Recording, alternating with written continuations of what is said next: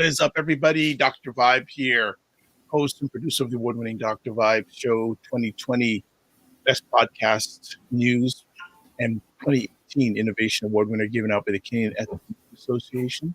Also, I host the only online broadcast in the world for dads. It's sponsored by Dove Men Care. It's also co-sponsored by DAD, Central Canada's National Fatherhood Organization. And I am the board chair for the Global Food and Drink Initiative, a not-for-profit that does their showcasing of Blacks in the diaspora that are doing their thing in food, wine, and travel.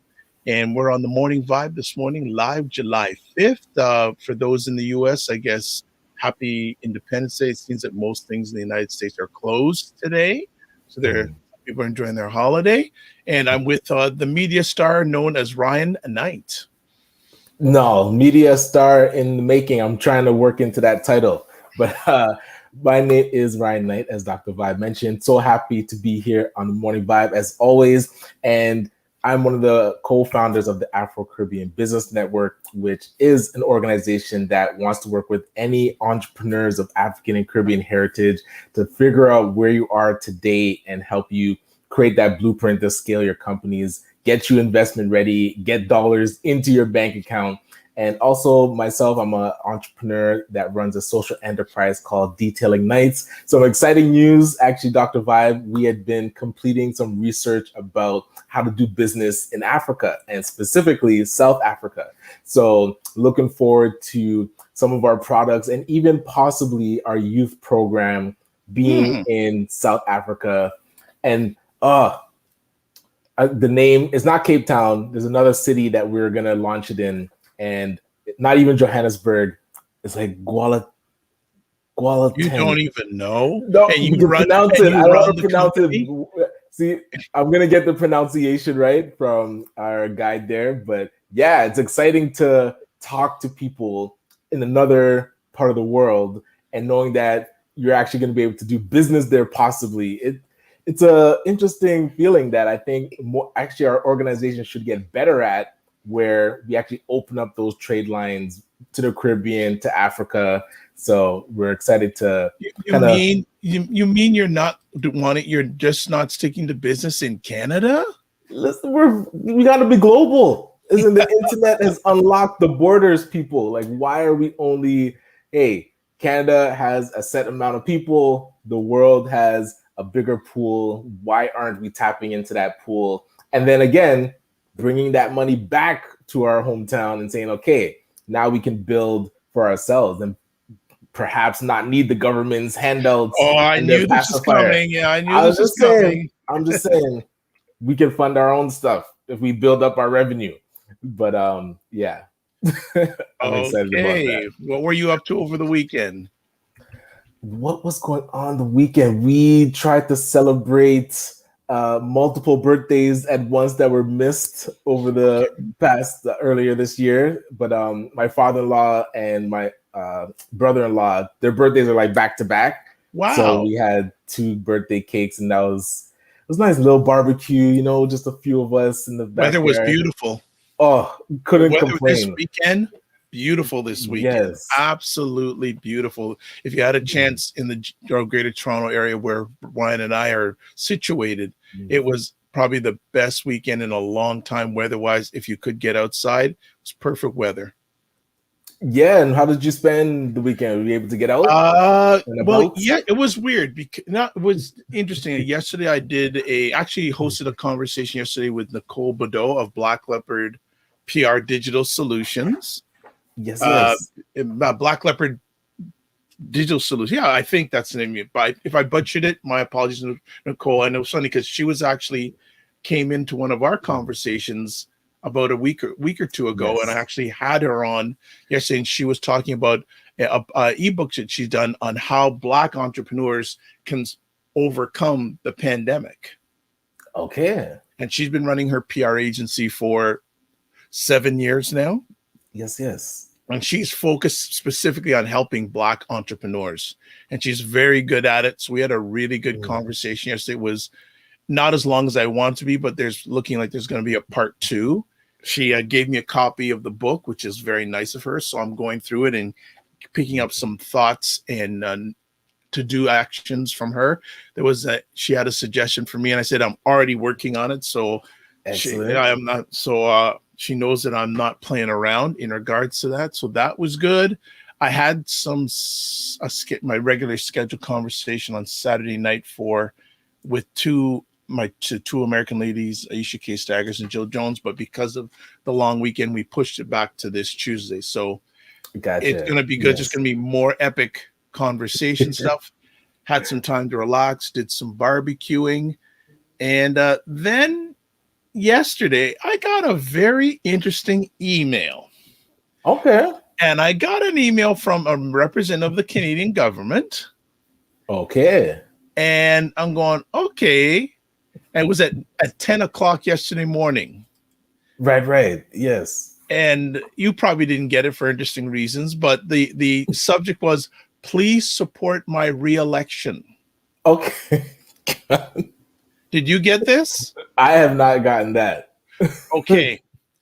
So I'm not going to get into too much detail about who it's from, but I think a while back I was telling people in Canada there's an election coming. Well, getting this email from this government representative who is fairly prominent in the government seals the deal that one's coming. And I'll read the content of the letter. Dear Dr. Vibe, I need your support. A federal election is coming soon. What? I am seeking re-election and hope to continue bringing the needs of Canada's Black communities to the highest levels of the federal government. Over the last 5 years, we have worked. I don't know what input I don't know. If you're on their mailing list. So hold on. Okay, we have worked together to bring many positive changes for people of African descent living in Canada. The Prime Minister adopted the United Nations Decade People of African Descent, the historic $221 million Black Entrepreneurship Program, the $200 million endowment fund in the federal budget of 2021 to address underfunding of Black organizations, reforming of our justice system and public security systems, transforming the federal public service so that Black and racialized Canadians can have the same opportunities as others. We are supporting, and then it says in bold letters, this sentence, we are supporting Black communities, entrepreneurs, and organizations. And then, so non-bold, we're back to non-bold here. I can go on and on. We are making progress. That's what they said? Or that's what we could go on? Okay. Yes. I'll skip the next line because it'll tell people who it's from. I'll go to this sentence. As a result, our communities have never come together like this before. This is our time. Then in bold letters, however, there's a lot more to do. I need your support to continue this work in Parliament. I am writing to ask you to please help me get reelected by making your contribution to my campaign today. Okay. There's a hyperlink. Please click here for my donation. It tells you the donations up to. So the money part, I won't bore people with that. Thank you for support. Together we will continue building a stronger Black presence in Canada. Be good. So initial instinct, like initial thoughts, you get the email, you read it. What goes through your mind emotionally and logically? Well, my alleged mind? Okay. Well, first of all, it's interesting.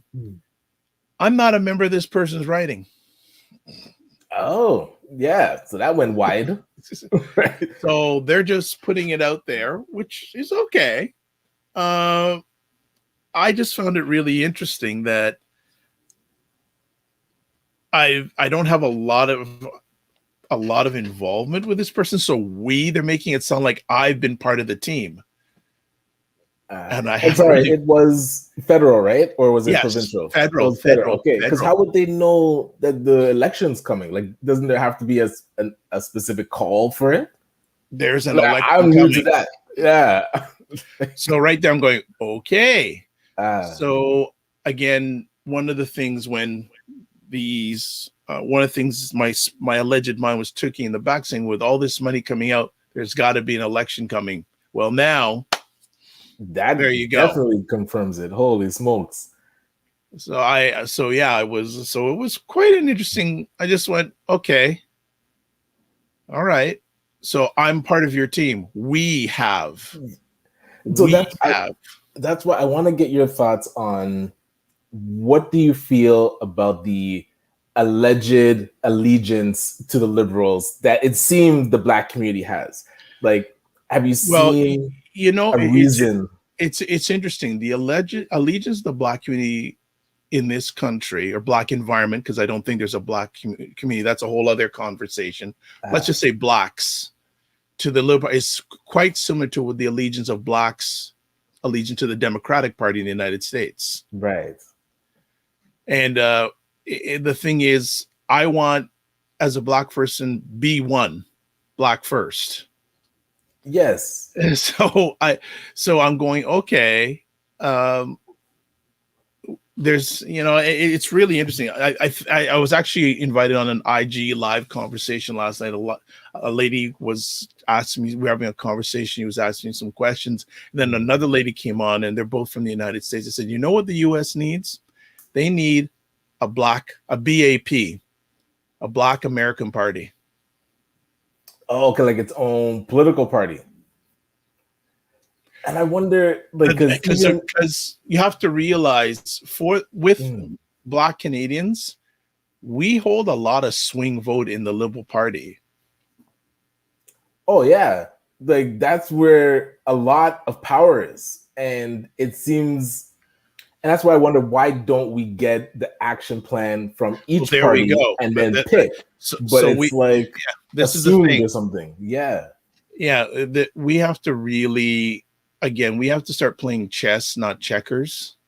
Right. And we have to start thinking long term, and we have to do things. We have to take things seriously. We've got to stop looking at our I said this last night for the US, I'll say it in Canada, our so-called leaders. Okay. But did you see that we do have a Black political party in Canada? Did you see that the last election? No, I did. To be honest, I did not catch that. And I apologize, I can't remember the name, but there was a gentleman vying for prime minister, and the party came together. I think it was purple colors, but that's where, and it just kind of sprung up. No, I think I think it's really interesting. Yeah, because I just like that we have. Oh, I didn't know I was part of the team. Like, right. We have, and you're on the team already. It's like you're just going, okay. So we really, the next election that's coming up is going to be very interesting in regards to how are Black Canadians going to react, and they've got to really hold accountability. And we have, during the last president of the United States, who I don't say his name, he had a big scandal, and one of the terms that was really brought out on one of his scandals was quid pro quo. True. So if you're going to give something, you got to get something in return. So Blacks have to take a look and say, okay, how is my life better? I've given you my vote. What have I got in return?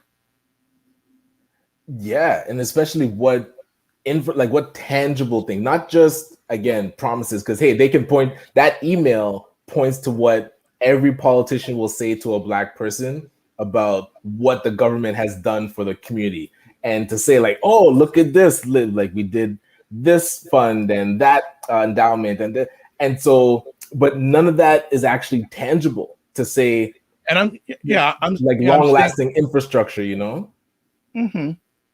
I would say you have to take a look at the parties right across the board and say, you know, what have you done for you, or what are you going to promise to do for me? And if you don't do it, what are you going to come to me at it? I think it's really interesting that election season is on now. To me, officially, election season is on, and it's going to be really interesting to see what becomes of this. Like, I can't just get that we have. Hey, they're planting the seed because and that's where, if we're locked into that political party, and the pushback that I usually get when I talk about, oh, why are we so hardcore liberal, and what if the Conservatives had a better plan? And they're like, oh, but the Conservatives would just ruin Canada, and they're like, there's a very vile reaction to anything to do with the Conservative Party, and even sometimes the NDP, where they're talking about, oh, the NDP wouldn't be able to handle like running Canada. I'm like, where do we get these conclusions from? Like, how? Like, we wouldn't I know think until we hear the plan. some of it, Ryan, has to do with some of the history of Canada, especially if you go back to Pierre Elliott Trudeau. And a lot of people may not know or remember him, and his son obviously is the prime minister now. But back in the late 1960s, Pierre Elliott Trudeau allowed all this immigration to come to this country. So a lot of people who look like you and us, our parents, uncles, aunts, came from whatever country they were living to come and have a better life in Canada. So there's still that generational thing. A little bit. I don't know if it's as much as before. It may be shifting a little bit, but people say, well, you know, they got me into this country, so I owe them. But the thing is, you got to think about the here and now, not the past. I don't know. It'd be a very interesting question to get a group of Black Canadians together and say, okay, what party do you like and why? I would love that conversation. Why do you like? Yeah. Why do you like this party? Why do you have allegiance to this party? And walk me through it, because it can't be blind faith. Like, I think sometimes it is, but that also, is a problem. Yeah, but the thing is too, there's more and more people say, you know what, I don't even vote. True. There's a debate on whether. Well, look who is with us. I haven't been doing the comments this morning, but yes. Our faithful listener, Mr. Christopher Lawrence, what up? And here's a name that you probably haven't heard for a while. Okay. Hey, good day, Eldon. Eldon Holder. So Eldon, you're seeing us in action, and in fact, that's some conversation I've been having with him about some things that we won't talk about right here and now, but we'll just leave it at that. Loop him in. He's in Ottawa. We need to ask him some of these questions. We've been having some conversations here. Yeah. We've been having. So good morning, Mr. Holder Jr. Good to have you on board. Maybe we can get you on the morning vibe when you have some time in your always positive, productive schedule. Yeah, getting back to the allegiance thing, I believe that because of the landscape, the real power is economic. Okay. Well, and really and truly, you have more in. We live in a capitalist society, so those who have possession have power, not votes. In fact, if you have power, they get you the votes you need. True, but then so a government like one of their main purposes is to steward money, like the treasury, and so they're taking in tax dollars and redistributing it. Yep. And so we look at how it's distributed. You'd have to ask yourself, how could we create an allegiance to a party that hasn't distributed? I'm gonna stop right there. We need to have allegiance to ourselves first. But then that's where, because I feel like those are two different conversations, because it's like analyzing what the government does first, and also us. They are two different conversations, maybe, but the thing is, the end is still the same. Forward progress. Yeah, I think that the path is different, though. We need to have allegiance to ourselves, because at the end of the day, it's gonna be we that have to take care of we. Right, but then together on our, like, within ourselves, figuring out, like, I've heard a plan of creating our own political party. I've heard a plan of like economics and putting together the economic plan and figuring out like what do we need to build for ourselves. And I always talk about infrastructure, like what could we like tangibly build. So those are things that we should bring to government. Let me throw another monkey wrench into what you're saying. We need to take care of our own infrastructure. Hold on, what infrastructure? No. Us as an environment, there's some work we need to do. And I'm not talking the physical roads and things. And I'm talking about our own individual infrastructure. Because if this ain't right, you're going to make an uphill battle if you want to make your infrastructure out there right. Yeah, that's a realm. There you go.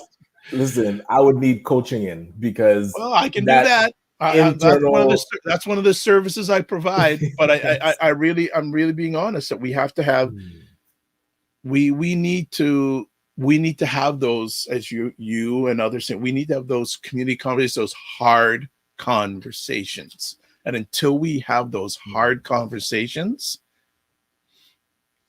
it's going to be it's still going to be an uphill battle. We have to have those conversations with ourselves, because from what you're telling me, from your thought process, and correct me if I'm wrong, the government doesn't really take Black Canadians seriously. That is the data that has been presented. Like, if you just observe what has transpired, and again, even over the last 50 years, the types of reports that have come out have all talked about the struggle certain segments of the population in the Black community are having, and the response from the government. And yet still in 2021, we're still having the same conversations. Well, see, and it's no different than what's going on in the United States. Exactly. Right. Yes. It's like, really and truly, the net worth of the black family, average Black family in the United States compared to the average white family is growing. The gap. We don't even have those stats here. Right. Very true. Right. So, but then people talk about the stats, but look, they have the stats in the US and it's still getting worse. So it's not about tracking that data. It's about, like you said, us collectively working together first and talking. We have to collect our own data. Yeah, we have to. Right. We have to collect it, because again, we can't rely. Like, it's just like, exactly. And we'll talk about in your second half about, you're talking about now helping other Black businesses now that can't get help from the government. Where do you go next? 100%. Like, don't let the opportunities define your objectives, because along the road you're going to get some yeses and nos, but you still have that end goal. So if it doesn't happen one way, what other way can I get it done, or can we get it done? Absolutely. So we'll stop here. The first half of our conversation. As you see, Monday morning we don't play. All right, we'll be back in just a moment on the Morning Vibe with myself, Dr. Vibe, and Ryan Oneil, Media Star Knight.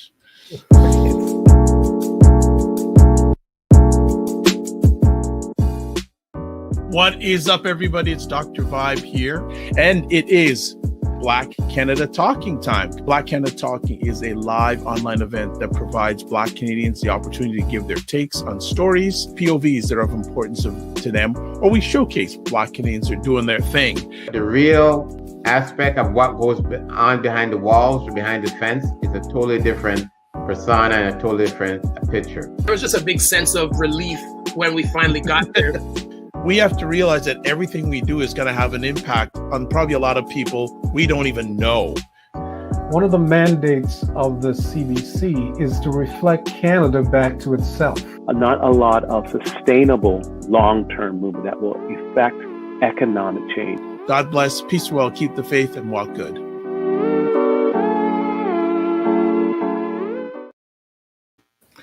We are back. So having a wonderful conversation this morning, and that's what we like to start our Mondays. We don't be laying down. We want to go full force. Agreed. So before we came on live, Ryan, you were talking about you are doing, as always, doing great passion in regards to helping Black business, and you're talking about now seeing how Black businesses who are denied help by the federal government, providing them opportunities. You want to share a little bit about that? Well, as I'm going through the process, and we do a lot of like grant writing workshops, and you realize that a lot of people apply, and then when they get declined, there's typically no support for them. Like, you're declined, and you might get a little bit of feedback to say, hey, fix these things and come back next year. But now and this goes back to what you're saying, like, we as a community could now talk amongst ourselves and say, okay, who applied for this thing? And the main one that I'm talking about right now is the ecosystem fund. So the government, and it was in that email that you got, the 221 million, I think it's 290 now. They put together this Black entrepreneurship program, and there's 3 components. So the ecosystem fund, the loan fund, and the knowledge hub. So the ecosystem fund decline letters have gone out. So I wanted to call out to say, okay, who didn't get through with this ecosystem fund?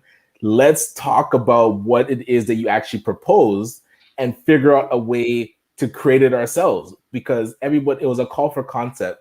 So from across Canada, people had submitted, and these are nonprofit, Black focused business organizations that submitted their concept for how they're going to add to the ecosystem. If you have an idea on how to like create a better ecosystem for the Black business community, we need to hear this idea, because maybe the government didn't see value in it, and that is proven by they declined the application. So we're not in it's not negotiable that the government didn't see value in it, but I think there's value in it. And if we can talk amongst ourselves and say, hey, I put in this one, you put in this one, you other 10 people or organizations put in these ones, what here on the table could we now build something from? And I'm thinking that could be the start of us actually collectively working together, and then being able to have a platform to have those hard conversations. Because right now, I haven't been successful with really creating a way for us to all talk and have that ongoing conversation. And again, I would love to figure it out. And Dr. Vibe, if you could help, and whoever is listening, if you could help us create the platform for us to have those hard conversations, I'm in it. And I'm going to use this little piece of the ecosystem fund to start some sort of conversation around what we're doing. Good stuff. Well, just want to shout out Birdie Lynn TV all the way from Tennessee. Hey, good to see you. Chiming in, and great to have her on. And she was actually the lady I was having the conversation last night in regards to last week. Yeah. About some of these thoughts stateside. Yeah, Nashville, Tennessee, that she's chiming in from. I look at it this way. So, Ryan, let me ask you, do you know more? You were talking about this ecosystem fund. Do you know more than 20 Black organizations that got it? Well, nobody's got it yet. That is the comical piece of the whole program, because the loan fund was announced May 31st. Face Coalition is running it. But based on the government's own work plan, if you want to call it, the ecosystem was supposed to be built first before the loan fund rolled out. So now people are applying for these loans, and if they're declined, there's no support mechanism for them to go to, which would have been the ecosystem fund. So they're still deliberating, and the regional development offices. So in Ontario, it's Southern Ontario, it's FedDev. So the applications that have gone to FedDev have not been approved or declined yet. So, hey, it's July. Maybe the sun will spark some urgency and they'll get it done. But that's where, so the ones that got it, we don't know. But the ones that got declined, we don't know. Hold on. Why is that not known? They haven't made a decision. They're still going through the applications. I need some clarity here. You just said the ones that have got it, but we don't know. So give me some clarity. Have there been organizations that have been approved? No. Okay. Not yet. Right. Okay. They're and still this is a federal organization, right? Yes, it is. And as I said in the beginning, an election's coming. So know when elections come, things freeze. Oh, I have prepared my heart for that reality, but I want to do a shout out to the Liberal government and say, let's be better than that. Let's not be kicking the can down the road, because we've seen things roll out quickly, and with the Black community, suddenly things take longer. And like you said, if that actually comes to reality, that the election freezes everything that's happening now because it took too long to roll out, that to me should be a wake-up call to anybody that pledges allegiance to the Liberal government to say, in this realm, and again, I'm not really in the social piece and the justice piece, all those things that I feel like they've already been dicking around the Black community, but I wasn't paying attention. In the Black business community, I am paying attention, and I'm seeing how they're really playing games.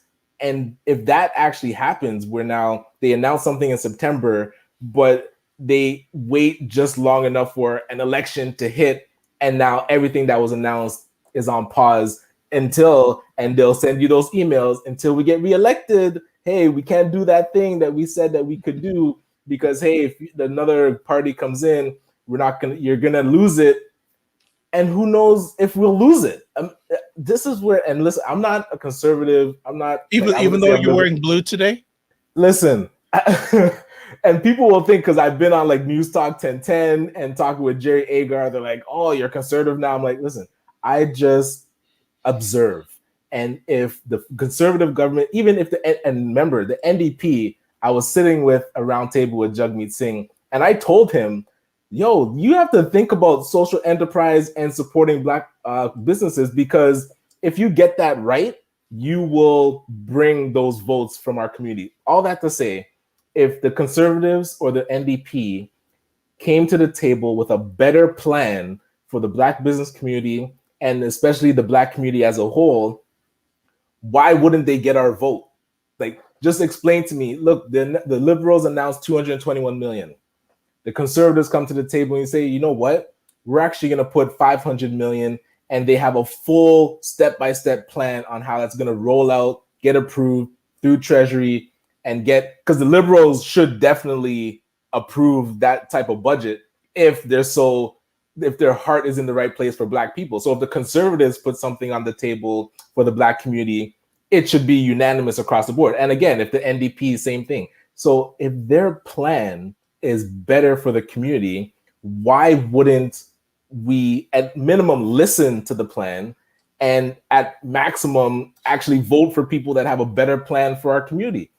It just seems like common sense, but we're not even willing to listen to another party's plan, is what I'm feeling in the community when I get these calls from people that are upset that I'm speaking out about the government, and they're like, oh, why are you rocking the boat? We don't want this program to get derailed.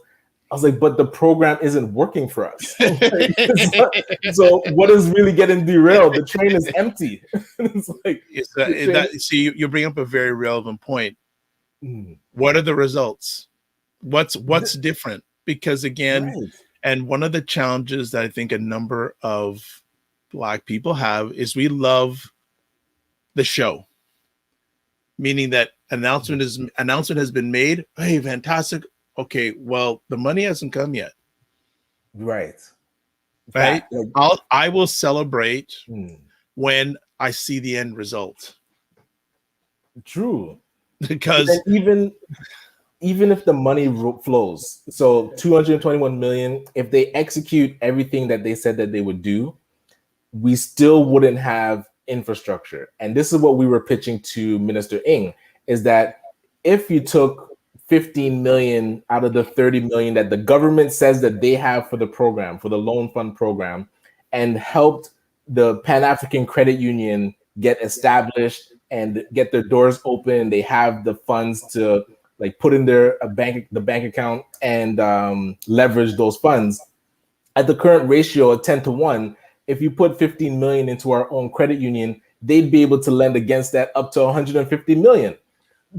So that in itself would create a better program than what is being force-fed to us right now. But that's completely declined. They don't want to help us build our own credit union or our own bank. Like, that's not what the money can be used for. So some things here. So Birdie Lynn say, yeah, I'm tired of the old school mentality. Christopher is asking, can we create businesses of our own? I believe and on top of that, can we aid our own businesses? That to me is the better question, is when a person is creating their own business, what support, what ecosystem do they get put into? And again, ACBN, we really came into existence because while I was running my company and we were looking to franchise and expand it, there was no Black focused ecosystem or organizations I could go to get the help I needed to scale the company. So we figured, okay, we need to build it ourselves. And hey, right now I feel like there is a much better ecosystem. And if a Black entrepreneur has an idea, even if they're youth, if they're a startup, if they're established. I feel like the supports are there, but right now we have to kind of connect all those dots. And I usually wear my shirt that Eldon Holder I got from the program that they were doing in Ottawa, where they went across Canada and did their videos, and the shirts that's connecting the dots. So I really take that to heart. And a lot of people are doing siloed things, and the more we just connect each of them, that way anybody that starts a business, we know exactly where to point them. It's like, okay, you're here, like your GPS has located you here, but you need to get there and connect. Stop to these like organizations on the way, you know? I like what Birdie Lynn is saying. No results, but we keep putting forth an effort. All they are doing is collecting data. We need to collect data and do for ourselves. And I don't have, and I hear what you're saying there, Birdie Lynn, because I don't mind the data collecting, but time never lost a fight. We don't need to collect data to know what the needs are. Just ask people like Ryan and other people out there. They can tell you where the needs and what the needs need to be. So I agree, like nothing against the data, but yeah, data is important, but these challenges have been lasting hundreds of years. So, yes. you know, we don't, like if a minister came to me and said, oh, we're going to collect data on the plight of Black Canadians. I said, no, okay, you got a week, you hang out with me a week. I don't need the data. And in fact, I'm paying your salary. So come on and come and join me. Christopher is saying, we helped the Ding project raise over $6,000 in 1 week's time. The project is now in position to buy African drums and Ding equipment. Bang. The Ding product, bangs, $6,000 in 1 week. How long is it going to take some of these businesses to get $6,000 from money that taxpayers' money, their money? Right. If the system was in place the way that it was presented to us, it shouldn't take any time at all. Like 10,000 should be an application and approved within 2 weeks. Let us remember, that unfortunate incident when that's 715 young Indigenous children were found underneath that school. And again, I bring it up again, and a lot of people didn't hear it in the news, and maybe the news didn't promote it. All of a sudden, there was a $20 million or $200 million, like 27 million. Well, there was some money that the federal government was holding on to for the Indigenous community. Right. After that discovery of those bodies, that money became available like that. Yes, that they had promised in like 2019. It became available like that. Yes. So Christopher is saying here, we are fueling an agenda that does not provide us with equipped tools for us to fix and mend our issues. I agree. But that's why we shouldn't be adding fuel to that, because if the data is showing us that we've been following along with certain announcements and certain promises, and the promises, even if they execute the promise, it actually doesn't empower the Black community. Like they're creating plans for us that aren't actually putting us in position to now be better at the end of it. So look, this Black Entrepreneurship Program, it's a 4-year program, or at least it was supposed to be. Now it's a 3-year program. So out after the program, is like all Black businesses fixed? Like is the whole entire, all issues that Black businesses need to, or anything that they're going to come up against, taken care of? The answer is no. So why would you only create a 3-year program? They didn't even call it a pilot where they're going to use it now to get the information needed to then create the next or like we should be talking in decades, not 4-year sprints. And the Black community accepts this announcement as a victory, and you'll see people cheering and telling people like me to quiet down and not rock the boat, when what we've been presented, one, is a short-term measure, and two, doesn't help us build what we need for the long term. That 200 million, whatever it takes out of that 200 million to create our own bank, we should stop everything and focus on that, because that bank in our own community is actually going to be have a better ripple effect then whatever this partnership is with the current banks that the liberal government announced that makes this whole program not make any sense, because now the problem was our relationship with the banks, the current banks, and then we created a program to alleviate that problem by partnering with the banks that is the problem. Like the logic, I'm not understanding the logic, because they're thinking we can go to the banks and just beg them to change their ways. And newsflash, that's not how it works. That's not how systemic racism works. It's not the teller or the bank manager or the bank advisor's fault that they perceive you, and maybe they could have their own internal stuff, but it's actually the system that they're a part of puts people into categories. Your credit score puts you in a category, your net worth puts you in a category, your ability to service the debt and the debt ratio that your cash flow presents puts you in a category. That's all data that the bank uses to make decisions. So the person across the desk from you puts in your data or puts in the numbers, and it spits back an answer. And it says, based on your credit score, you don't qualify. Based on your net worth, you don't qualify.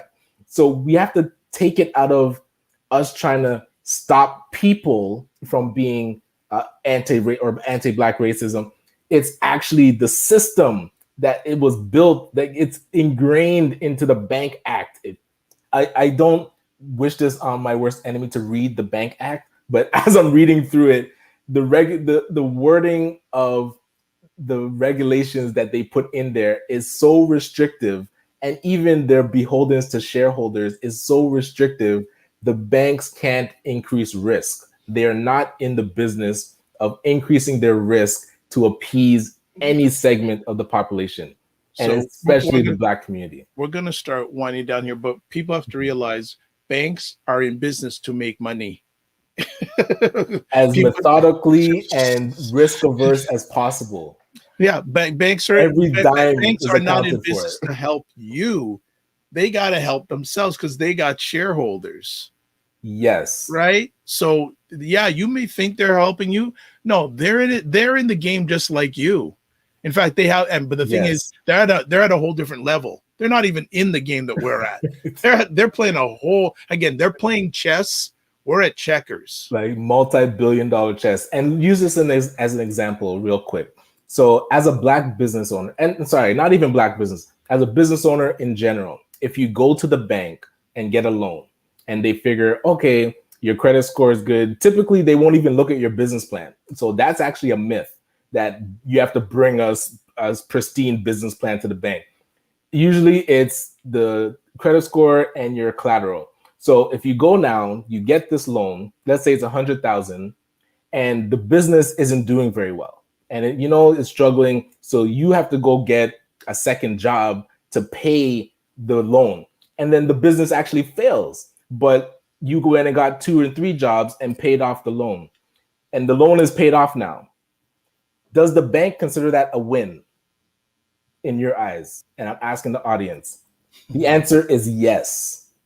Your business failed, but the bank got its money. The bank won. And they would say, look at how successful this business loan was. It got paid off in 5 years. Meanwhile, you're working at Tim Hortons to pay that monthly to service the loan. That's how the bank is set up. They don't actually care how your business does as long as they get their money. Their money, of course. Point blank. So to tell me that they're in it for us is false, and I will not believe that. The bank has never called. When I got a loan from was a TD, the bank never called me once over those 5 years that I was servicing the loan, and I at points had to get a side job to pay that monthly bill. Not once did they call me to say, Ryan, how is your business going? What can we do to help with your next stage of where are you? What do you do? Like, it's been 2 years, been 3 years. Let us know how you're doing. Not one, over 5 years. Actually, it was a 6-year loan. I did not get one call from my bank to ask me how the business was doing. The only time I got a call And you know this is when I missed the payment. Of course. And it was like, ding, ding. Ryan, did you see that? You're in overdraft. You're checking to see if everything's okay because you have to make that payment. And it's like, that's just the reality that we're in. We're gonna wind it down for today because top of the hour when Ryan's dressed like this, he has a top of the hour conversation. So just a few final comments. Christopher saying we need to take a page out of Indigo's book and recycle the dollar about 18 times before it goes out. Well, I always say, and again, people may push back at me on this, we talk a lot about people that are getting killed that look like us, which again, here's another comment. There are more Black people that die in jails and because of bad food and bad health than get killed by a policeman. I'm going to leave it at that. Okay. All right. I'm just going to leave it there. People can push back on me if they want, but that's a fact. Right. More of us die because of diabetes, heart attack, than get killed. And nothing against people who get killed by the police, but we need to make noise about those other things too. Yes, everything. Like any death in our community should be not a good death. Exactly. Christopher also says, I think we need to forget or defer that what we may never get in time. We are creative and can find multiple legitimate ways to improve or enhance our situation. This is only a question. Birdie Lynn says, it's not the people, it's a system.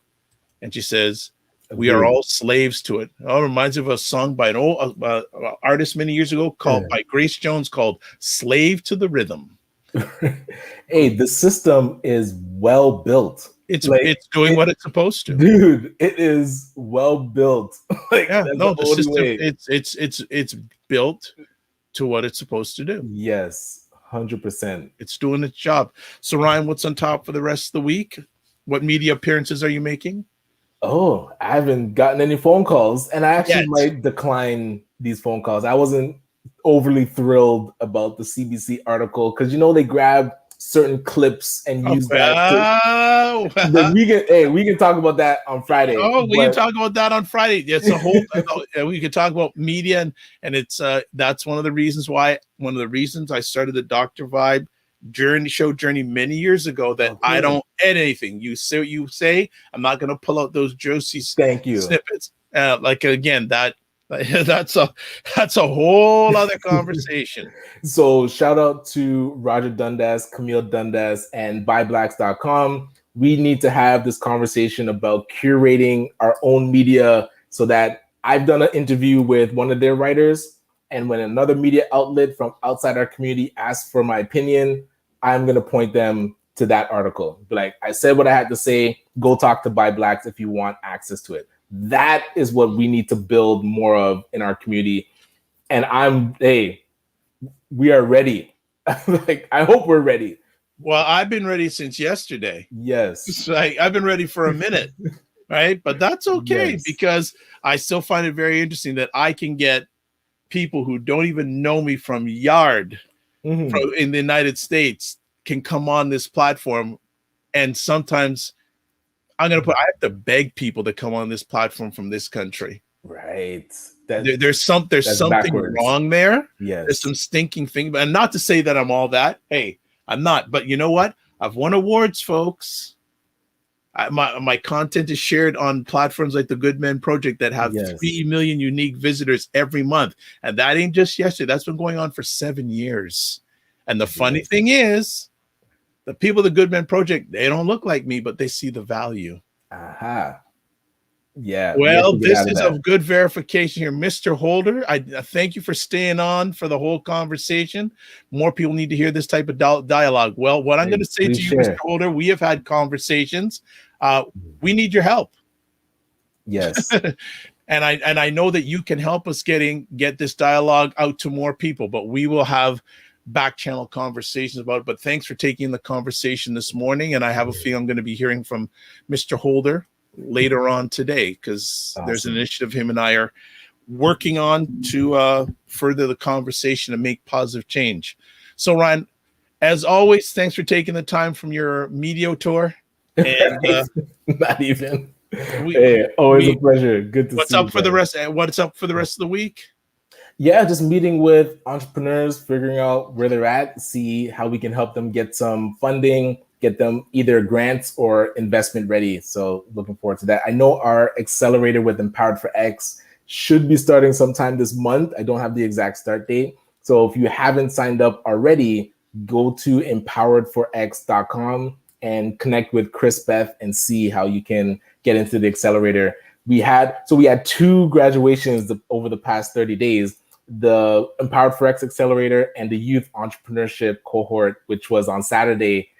Shout out, I was getting emotional. I was like, I blame my daughter because after she was born, it unlocked something in me where I cry when I just get overwhelmed. But I loved it because it was seeing our Black youth start their businesses, pitching their businesses, ready to get to work and not shying away from the challenge. And a shout out to all the youth that were graduating and starting their business. We're going to be supporting them along the way and going into a new cohort as well. So I'm excited about that.